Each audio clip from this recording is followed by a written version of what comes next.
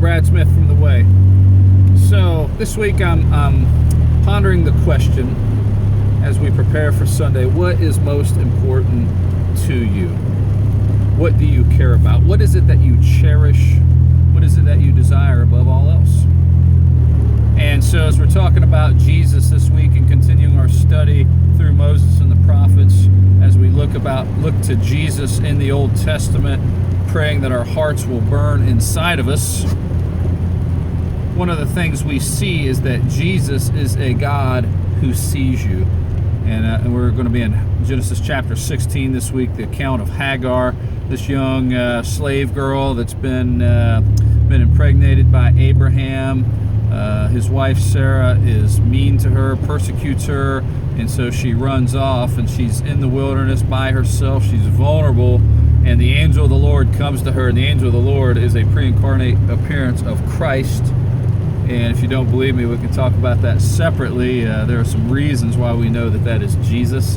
But Jesus comes to her and he speaks to her, and her response to him is that you are a God who sees me. You are a God who sees me. Well, that can mean a couple of different things, and that can also be a source of comfort, but it could also be a source of distress if you think about it, that Jesus is a God who sees us. Be a source of distress, and that he is a God who sees our sin. He sees all things. He knows all things.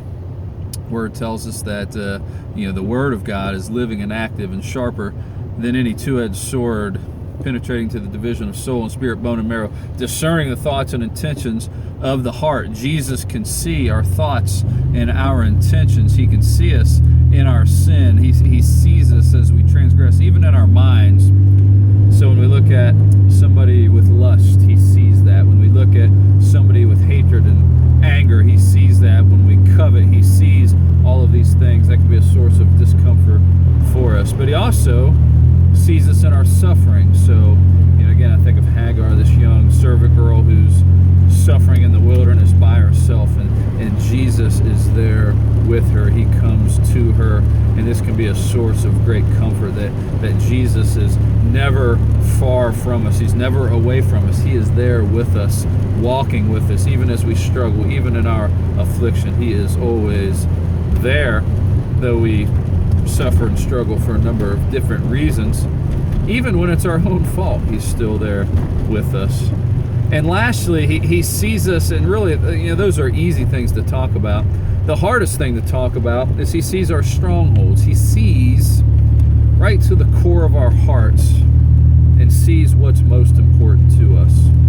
Our tendency is always to keep a little bit of ourself to ourselves, to fence off some area of our heart. And it could be a good thing. Maybe it's your children, maybe it's your spouse, maybe it's your job, finances, whatever it might be. It could be something good, or it could be a particular sin, some kind of bad habit you've acquired. Maybe it's unforgiveness, maybe it's anger or hatred toward your fellow man, but we fence off an area of our hearts and keep it to ourselves. And Jesus, as he sees us, he sees right into our hearts. He penetrates to our hearts, and he sees what really matters to us. And then he calls us to act in opposition to it. He calls Hagar to get up, go back home, and to submit to Sarah, though Sarah is persecuting her. He calls the rich young ruler to go and to sell all of his possessions and distribute the money to the poor, because he looks right to his heart and he sees that possession, that money, that wealth is what's most important to him. Jesus sees the things that are most important to us, and then he calls us to act in opposition to that. And that is perhaps the most penetrating and dangerous and hard truth about Jesus that there is. So hey, if you're in Clarksville, come see us this Sunday at The Way. Otherwise, find a church, get there. If you're a man, take your families to church. God bless. Have a great weekend.